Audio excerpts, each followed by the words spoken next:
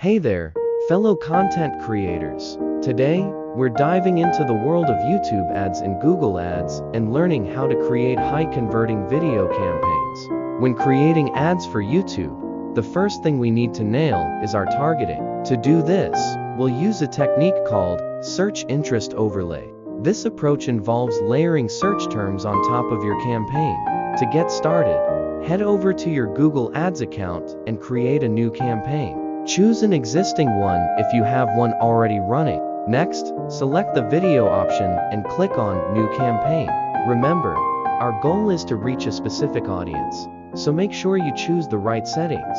Now, let's talk about the search interest overlay feature. This handy tool allows you to enter keywords related to your product or service.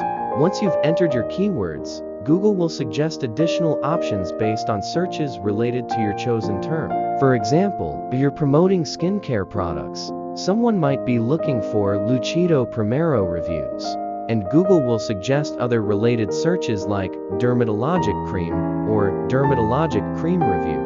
By selecting these suggested keywords and layering them on top of your campaign, you can ensure that your ad reaches people searching for those specific terms.